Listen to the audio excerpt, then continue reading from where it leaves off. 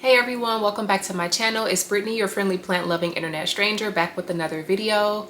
Today I'm going to be walking through a few updates for the month of August. So behind me you will see a couple of plants, well, a few plants that I have featured on this channel before. I think I've featured all of the ones that I have on this table before, with the exception of this one.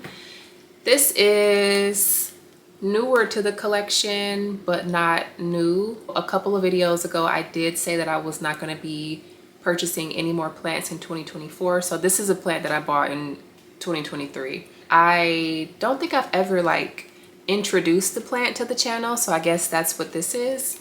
And I saw it sitting by the window today and it looked like it was changing colors or getting dusty or something. It's kind of ashy. I don't know if this is a start of something bad. I'm hoping not. I think maybe I just need to rinse it off, and that's not anything detrimental to the plant. But anyway, this is a cuddly cactus. I got this from Trader Joe's sometime last year. I don't think the tag will focus. It's from the Wild Interiors curated collection at Trader Joe's. That's where I got this from. I don't think I paid any more than like $6 or $7 for this plant. And I don't have a lot of cacti. When I say I don't have a lot of, I don't have any cacti in my house. And so I was intrigued by this cuddly cactus because I do have a cat and she likes to walk over everything and rub her body up against everything. So I decided that I did not want to keep cacti in the house anymore after I got my cat, because they're not pet friendly for obvious reasons. But this one does not have any needles. And while it is called cuddly cactus, I will say that if you rub your hand down the edges, you're gonna get a little prickly action. So definitely not 100% animal friendly, as in you want to have your cat rubbing its face, or cat or dog or small child rubbing their bodies or faces up against this thing, because it could still be uncomfortable and it's just not a good idea to do that. But if you have to have a cactus, I guess this one is more pet friendly than a lot of other cacti out there. This is not really an update, but more of an introduction to the channel, because I don't remember if I've ever featured this one before, but I've had it for probably over 6 months now, and it has been nice. I like it. I was trying to see if I see a date on it anywhere, but I don't. So the next set of plants I am going to show as a pair, because I think they are related, as in they came from the same plant, but I could be wrong. I have two spider plants here. I featured one of these. I don't remember which one it was. I want to say it was this little sorry guy here that I repotted a couple of months back. I will add a little card on the screen if I can remember which plant it was, or which repotting video it was. But I know I did repot a spider plant recently on the channel, and it was titled something like creepy roots or something like that, like spider roots or something. Or maybe I just said that in the video, I don't remember. But I want to say these both came from the same plant. Let's look at their leaves. Maybe they're looking pretty similar. I think this one could have been an offshoot of this one. This one is really looking sad, but she's going hard. I mean, I think there used to be another piece in here and it just disintegrated, but this little piece right here has always had her little side pony. She's a side pony girl and she's looking good. Since I've had it, I don't think I remember her bearing any children, so I don't know if children are her ministry, honestly, with her looking like this and kind of only having that ponytail action. This one, I have not seen any offshoots. The offshoots for spider plants are called pups. I haven't seen any pups come from her. I think she was a baby though. I think she's somebody's child.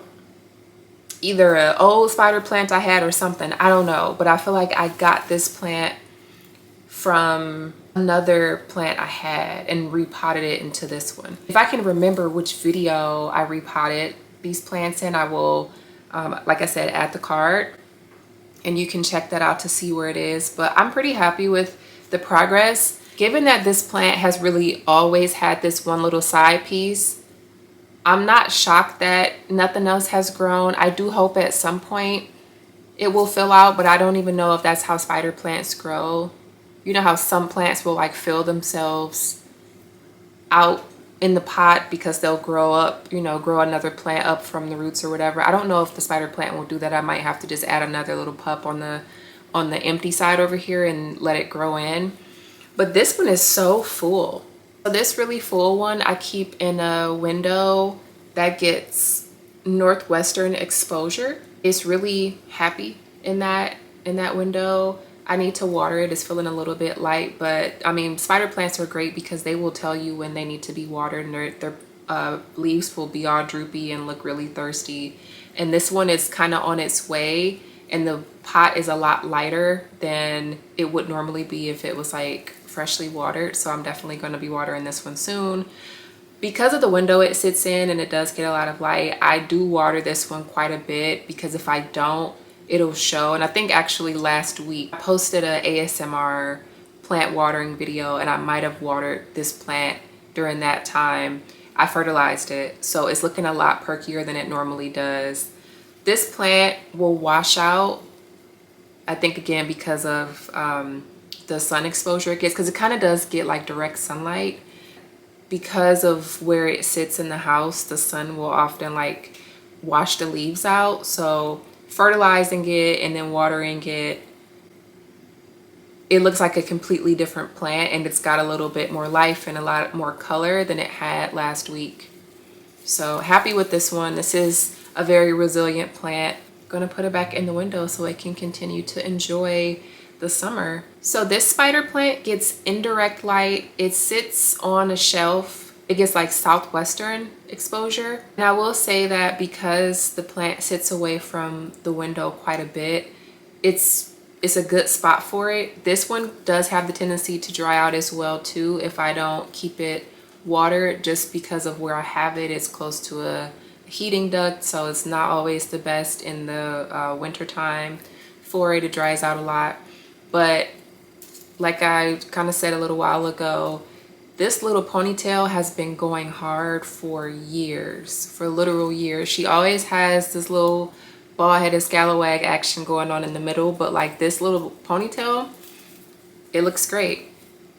She's loving life, and a little bent. I'm kind of disappointed about that, but like I said, I'm gonna just leave this plant alone. I don't have any spider plants right now that have pups, so I don't even have one to fill in. But if I did have one, I would just kind of like, you know, try to fill this little bald spot in, but it doesn't bother me too much. I can just kind of turn it, and that's kind of what I do. So the shelf it sits on, the window's here, the plant sits here, and it gets, you know, the sun exposure. And this backside really never sees the light directly, and there's nothing back there, so it's fine. So it's going to remain this way until I actively do something to change it, and it's not bothering me right now. The part of the plant that is in the pot is still healthy and green. I fertilized this one recently too, so she's going to just go back on the shelf. So this next plant is a Monstera Andersonii. I definitely know that I did a repotting for this plant last year, I believe. So I had a big 8-inch hanging basket of this plant that was its mother plant, and it started to like become really sickly. So I chopped it up and put all of the plant in water, rooted it over the course of like several months, maybe a year, last year sometime, or whenever that video was. I'll definitely add a card so you can check that one out too. But I repotted the clippings into this pot, and so this is that plant. So I've had a lot of good success with the Monstera Andersonii. They are kind of finicky for me, but not like fiddle leaf fig finicky, like deceased as soon as you bring it in the house. For me, the Andersonii are, if they're in soil for too long, it's like they grow tired of the soil, and they want to experience a new type of life, you know. So then you cut them back. This has been my experience. Cut them back, put them in water. They sprout all these roots like overnight, not literally overnight, but it seems like that with how quickly the roots grow. And then they are like strong and healthy again, and then I repot them into soil and then they come back to life. So it's been a cycle. I've had a couple of these that have all come from the same mother plant that I've like cut the leaves back, propagate them, and then repot them into soil, and then it grows like this. So hopefully, because this one is in a smaller pot, and I'll have it in here until it's root bound. I don't think I see any roots coming through. Oh, I do.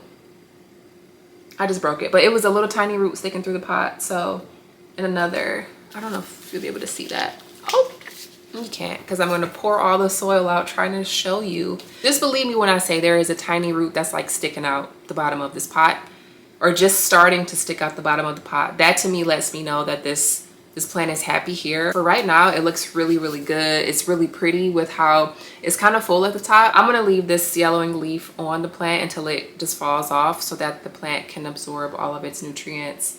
And then once it's done with it, it'll just shrivel up and just drop off, or I'll pull it off. But that is the Monstera andersonii. The last plant that I have to show in this video is this Raven ZZ. Such a pretty plant. I featured this plant in a plant haul last summer, I believe it was. One of my local plant shops was going out of business, or went out of business, and they had plants for like 50% off or something. I don't remember exactly what the deal was, but I will post that video as a card so you can check that out if you'd like to see what this plant looked like when I first got it. It has grown quite a bit, and I repotted it into this pot. It's called an Ecoform pot. It has been such a fast grower, and the pot that it came in was about the same diameter as this one, but it was much shorter. So the roots were like really growing out, and it was becoming root bound, which is why I decided to repot it into a pot that was a little bit deeper. If you go back and look at that other video, you'll see how it was kind of like bursting at the seams. So I think it's a lot more comfortable in this pot. And since I've put it in this pot, I have noticed that the plant has sort of branched out a bit more and gotten a lot wider, which to me, you know, lets me know that it's happy and that it actually wanted the space, like stretch out. So I am excited for this one to continue to grow. I think it looks really pretty, the contrast with the dark leaves, with the lighter pot. I really like the look of this plant. Raven ZZs are like one of my favorite. I just think they're such a nice classic plant and really, really easy to take care of. So those are all the plant updates I have for this video. I hope you're enjoying this series. I've really been having fun going through some of the plants that I've featured on this channel and just providing updates and walking through like the backstory of how I got some of these plants. This has been a lot of fun for me, so hopefully you've been enjoying it. If you have, or if you haven't, I mean, that's fine too. Give this video a thumbs up and be sure to subscribe and leave me a comment and let me know if you have any of these plants, or if you have any questions about any of the plants that I featured today. Thanks, and I'll see you in the next video.